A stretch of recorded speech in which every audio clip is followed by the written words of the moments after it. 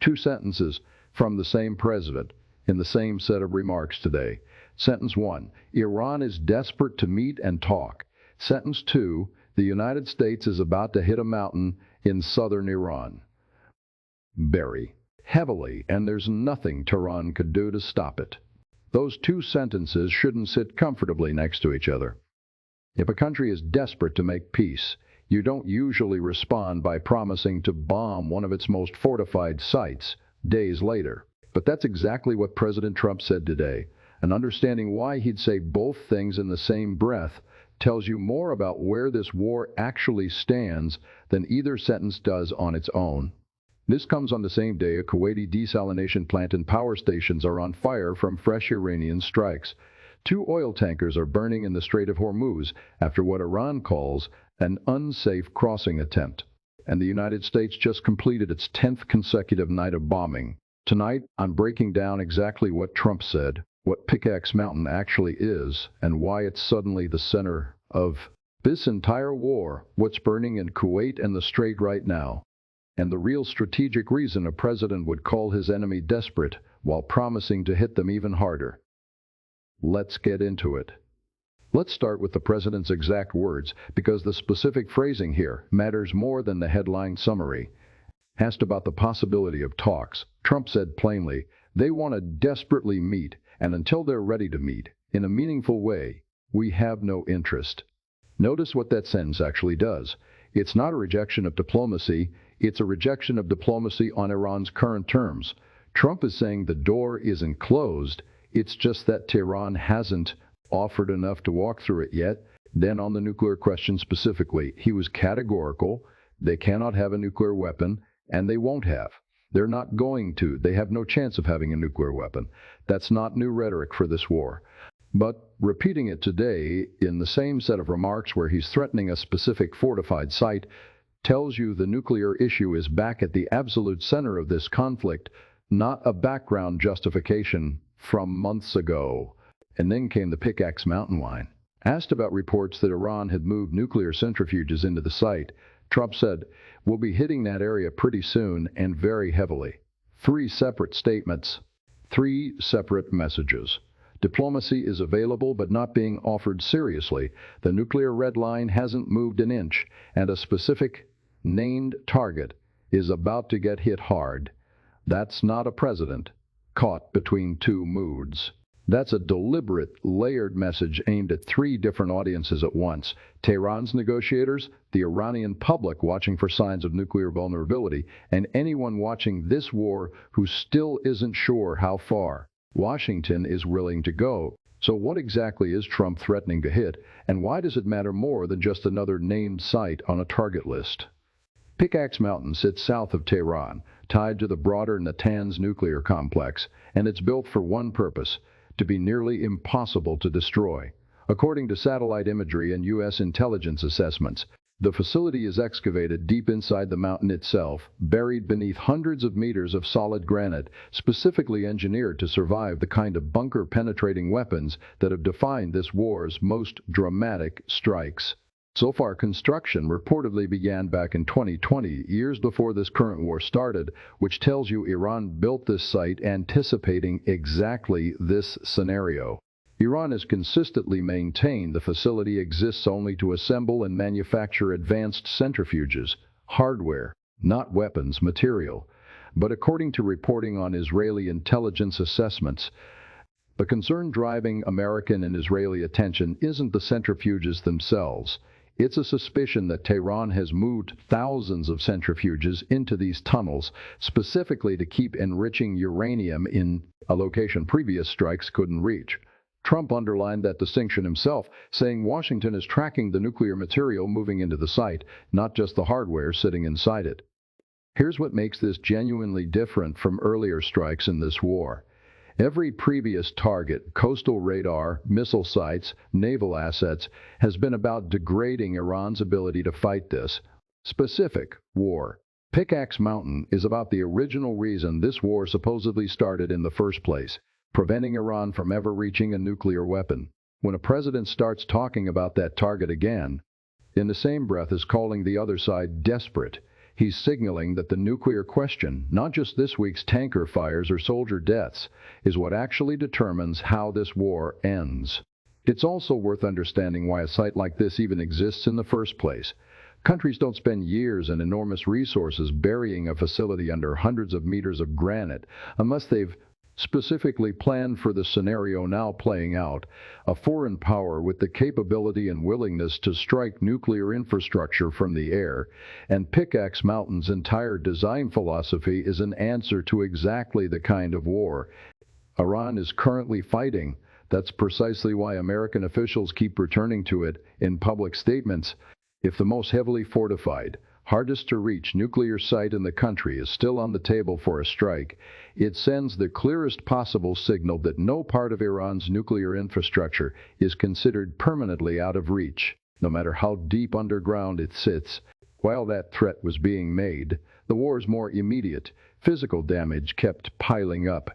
A desalination facility and power plants in Kuwait caught fire and suffered serious damage after fresh Iranian strikes targeted the country's critical infrastructure, alongside further attacks reaching into Bahrain and Jordan.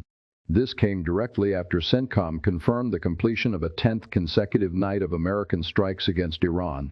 Iran's Revolutionary Guards, for their part, reported what they called massive fires breaking out on 2 tankers that's attempted an unsafe route through the Strait of Hormuz, the latest entry in a tanker attack pattern that has now touched more than a dozen vessels since this war began.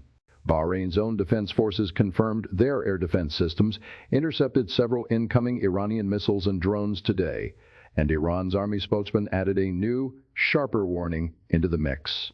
Tehran would strike U.S. forces if they set foot on any Iranian island, even if doing so meant hitting Iran's own sovereign territory to do it. That's a government explicitly stating it would accept damage to itself as the cost of striking Americans. Forces a signal of how far Tehran is willing to go if this war reaches its own soil in a new way. There's a quieter piece of damage worth noting, too. Iran's own communications minister confirmed that U.S. attacks have repeatedly severed communications links between the Iranian mainland and the islands of Kark and Kiesh, both of which sit close to the strait and both of which carry real strategic weight. Kark is a major oil export terminal, and Kiesh is a key military and administrative outpost. Cutting communications to those islands isn't as visually dramatic as a burning tanker, but it's arguably more operationally significant. An island that can't reliably communicate with the mainland is an island that becomes harder to coordinate, harder to resupply, and harder to defend in real time. Exactly the kind of quiet, structural damage that doesn't show up in a single day's headline, but compounds over the length of a war like this one. And in a detail that's easy to miss under everything else happening today, Iran issued a direct warning to a country that has had almost no visible role in this war until now. Bulgaria. Tehran warned Sofia against allowing the United States to use Bulgarian territory for military operations, after reports that Bulgaria was moving to station up to 8 American tanker aircraft at one of its air bases. Think about what that actually represents. This war started as a fight over Iranian territory and a narrow strait half a world away from Eastern Europe. 10 months later, Iran is now issuing direct warnings to a NATO member state in the Balkans over refueling aircraft. That's not escalation in the traditional sense of more bombs falling. That's the geographic footprint of this war quietly expanding into completely new regions, almost invisibly, buried under bigger headlines about tankers and Pickaxe Mountain.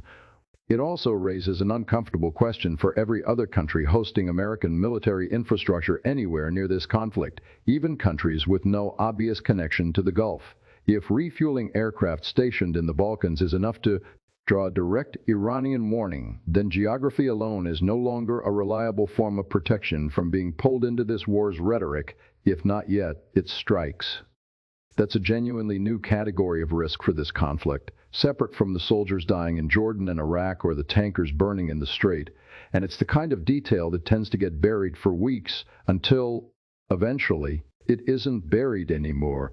Now here's a part worth genuinely thinking through, because desperate is a strategic word choice, not a throwaway insult. calling your adversary desperate to talk while simultaneously refusing to talk to them meaningfully and threatening to hit their most protected site does real diplomatic work. It puts pressure on Tehran's negotiators publicly, in a way that makes any actual concession Iran offers next look like exactly what Trump predicted, proof the desperate label was accurate all along. It also plays directly to Trump's domestic audience, framing the president as the party holding all the leverage, not the one who needs a deal. But it's also a genuinely risky message to send to a government that just told its own army it's willing to accept attacks on its own islands rather than back down. If Tehran's leadership reads desperate as an insult rather than an accurate description, the response isn't more willingness to negotiate, it's often the opposite, a harder public stance, specifically to disprove the label. That's the real risk buried inside today's rhetoric. A psychological framing designed to pressure Iran into folding could just as easily provoke it into digging in harder, at the exact moment the target list just expanded to include the war's most symbolically important site. This is a familiar pattern if you look back across this entire war. Trump has used variations of "they want to talk" and "they're desperate" at multiple points over these 10 months, often right before or right after a fresh wave of strikes. Each time, Iranian officials have publicly pushed back on the framing, insisting Tehran isn't the side seeking an exit. That repeated cycle claim of desperation, public denial, continued fighting suggests neither side has found the specific combination of pressure and incentive that actually gets both governments to a real table at the same time. Today's version of that cycle is just happening with a higher stakes target attached to it than most of the previous ones. Given how much just shifted today, here's what actually matters to track over the next several days. 1. Watch whether Pickaxe Mountain actually gets hit and how Iran responds if it does. A strike there that doesn't provoke a dramatically different Iranian response would suggest Tehran's red line rhetoric around the site is softer than it sounds. A severe escalation in response would confirm this is the most sensitive target left in the entire war. 2. Watch for any actual diplomatic outreach from Tehran in the coming days. If Iran makes a concrete gesture toward talks after today's desperate comment, that tells you the pressure campaign is working. If Iran's rhetoric hardens instead, that tells you the insult backfired. 3. Watch whether any other country beyond Bulgaria gets pulled into direct Iranian warnings over hosting U.S. assets. That's the clearest sign of whether this war's geographic footprint keeps quietly expanding beyond the Gulf region entirely. A president calling his enemy desperate while promising to hit their most fortified nuclear site very heavily.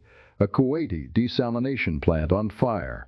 Tankers burning in the strait for the 10th straight night in a row. A new NATO country just pulled into Iranian warnings over refueling aircraft. And underneath every bit of it, a message clearly aimed less at ending this war quickly and more at making sure Tehran understands exactly who Washington believes is losing it. Whether that message brings Iran back to a table or convinces its leadership to prove Trump wrong the hard way is going to be the story that actually matters over the next few days, far more than any single mountain tanker or Truth Social post. If this gave you the real picture behind today's headline, instead of just the loudest quote, subscribe, because I'll be tracking Pickaxe Mountain and everything connected to it the moment anything changes.